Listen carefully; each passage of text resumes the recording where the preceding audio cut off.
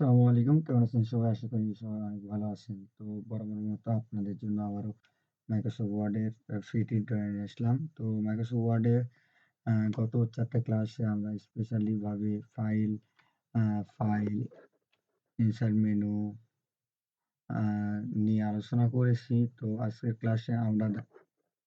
ক্লাসে দেখাবো ডিজাইন। আ ডিজাইনে যা থাকছে ডিজাইনের যেসব পার্টগুলো থাকবে সবকিছু বিষয় নিয়ে বিস্তার আলোচনা হবে। তো আশা করি আ ভিডিওটি শুরু থেকে শেষ পর্যন্ত দেখবেন। আর যদি নতুন দর্শক হয়ে থাকেন অবশ্যই চ্যানেলটা সাবস্ক্রাইব করবেন।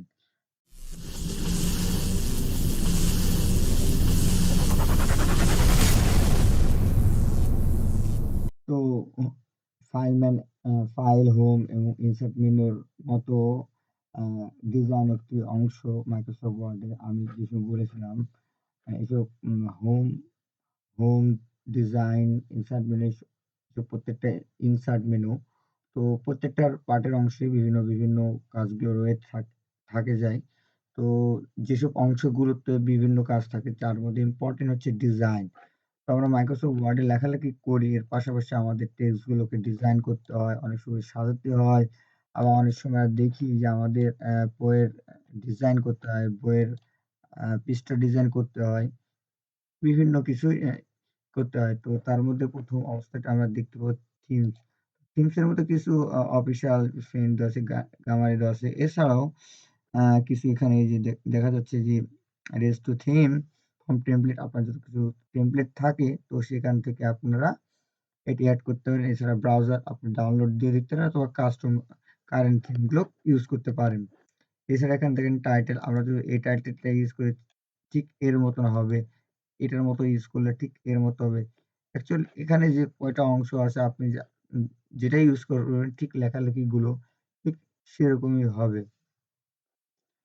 এখন কালার, অর্থাৎ আপনি যে লেখাটা লেখছেন এই কালারটার অনেক সময় কম বেশি হবে। আপনি যদি একটা টেক্সট লেখছেন তার বিভিন্ন সময় পার্টের কালার হতে পারে। দেখেন আমি যখন এই কালারটি চেঞ্জ করছি তখন এখানকার যে টেক্সট টাইটেল গুলো রয়েছে সেগুলো কিন্তু দেখেন পরিবর্তন হয়ে যাচ্ছে। তো এটা হচ্ছে কালার, আর তার অংশ হচ্ছে ফন্ট। আমরা কিন্তু হোম রিবনে জেনেছি এখান থেকে ফন্ট চেঞ্জ করা যায়। সেম ফন্ট এখানে ডিজাইনেও দিয়েছে। আপনি চাইলে আপনি লেখার ফন্ট গুলো আপনি যে প্রিয় ফন্ট এখান থেকে আপনি জাস্ট সিলেক্ট করে এখান থেকে আপনি চাইলেই চেঞ্জ করতে পারেন। আচ্ছা।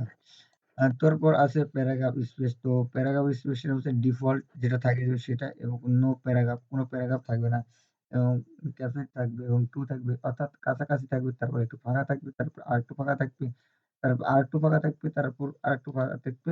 এইভাবে এইগুলো আ সাজানো হয়েছে। এরপর ইফেক্ট আছে। ইফেক্টে বিভিন্ন ধরনের ইফেক্ট দেওয়া রয়েছে। আপনি যেকোনো আপনার ইচ্ছামত ইফেক্ট আপনি ইউজ করতে পারেন। এর মধ্যে সবচাইতে ইম্পোর্টেন্ট পার্ট যেটি হচ্ছে সেটা হচ্ছে ওয়াটারমার্ক। অর্থাৎ আপনি কোনো কিছু টেক্সট লিখছেন সেটা অনেক সময় প্রিন্ট করে কেউ হুবহু কপি করে, ফটোকপি করে ব্যবহার করতে পারে কম্পিউটার কম্পোজ করে। কিন্তু আপনি যদি এটাতে ওয়াটারমার্ক করে দেন তাহলে যদি কেউ আপনার ডকুমেন্টসটা যদি কেউ প্রিন্ট করে তো সেই প্রিন্টে আপনার নাম অবভিয়াসলি থাকবে। কেননা আপনার ছায়ার মতো করে এটা ব্যবহার করছে। তো আসলে দেখা যাক ওয়াটারমার্কটা কিভাবে কাজ করে। ধরেন আপনি এখানে লেখা লিখছেন। তো আমি যখন ওয়াটারমার্কে ক্লিক করব, তখন আমাকে এরকম কয়েকটা অপশন দেখাবে। এর মধ্যে এইভাবে আপনি কোনভাবে আপনার ওয়াটারমার্কটা ইউজ করবেন আপনার পেজে। তো এখানে আছে মোর ওয়াটারমার্ক ফ্রম অফিস, অর্থাৎ মাইক্রোসফট ওয়ার্ডের যে মূল সাইট রয়েছে সেখান থেকে আপনি আরো কিছু ওয়াটারমার্ক নিতে পারেন। এটা কাস্টম ওয়াটারমার্ক, অর্থাৎ কাস্টম ওয়াটারমার্ক হচ্ছে আপনার ইচ্ছা মতো, অর্থাৎ আপনি একটা লেখা লিখছেন, সেই লেখাকে আপনি দিতে যাচ্ছেন। তো দেখার কাস্টম জাস্ট এখানে আসার পর এই যে নো ওয়াটারমার্ক, এখন ওয়াটারমার্ক জাস্ট পিকচার দিলে আপনি আপনার এখানে একটা পিকচার এড করতে পারেন। এছাড়া টেক্সট, অর্থাৎ আমরা যদি টেক্সট ওয়াটারমার্ক করি, আম এখান থেকে টেক্সটের জায়গায় আপনি যদি আমি আমার নামটা লিখছি, ডান করে এখান থেকে ফন্ট আপনি কোন ফন্ট ইউজ করতে পারেন। এছাড়া ফন্টের সাইজ, এছাড়া ফন্টের কালার আপনি এখান থেকে ব্যবহার করেন। এছাড়া আপনি লম্বা, লম্বি অর্থাৎ ইমোকে নিচ্ছেন না সরাসরি নিবেন সেটাও এখন আপনার উপর। তারপর আপনার এপ্লাই দেন দেখেন আমার এখানে কিন্তু মাহমুদুল নামটা চলে এসেছে। আমি যদি হরিজন্টালি তাহলে আমরা সোজাসুজি আসবে। তো এইভাবে ওয়াটারমার্ক আপনার পেজের ভিতরে থাকবে। তো এরপরে যাচ্ছে যে পেজ কালার অর্থাৎ আমাদের অনেক সময় প্রয়োজন পড়ে যে আমাদের পেজটা আমরা কালার করব। তো অর্থাৎ কিভাবে কালার করব? আমরা পেজ ডিজাইন থেকে এসে পেজ কালার আমরা বিভিন্ন করতে পারি। এখান থেকে অনেক সময় আমরা কিন্তু বইয়ের পেজে ডিজাইন করতে পারি অথবা প্রেজেন্টেশনের ডিজাইনের জন্য আমরা খুব সহজেই অ্যা পেজ কালার করতে পারি খুব সহজে। এতে আমাদের অনেক পছন্দ হতে পারে। সেখানে মোর কালার রয়েছে। আপনি যদি এই কালার ছাড়াও আপনার পছন্দের কালার আপনি ব্যবহার করতে চান তাহলে ব্যবহার করতে পারেন। এছাড়া এর পাশে রয়েছে কাস্টম। আপনার যদি কালারের কোড মনে থাকে তো আপনি এখানটা RGB কালার ইউজ করতে পারেন।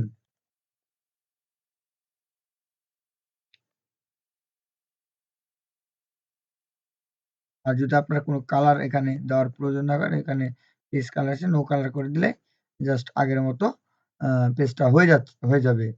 এরপরে আছে পেজ বর্ডার অর্থাৎ আমাদের লেখার পাশাপাশি যদি আমাদের চারিধারে যদি বর্ডারটা একটু দিয়ে দিই লেখার সৌন্দর্যটা একটা বৃদ্ধি পায়।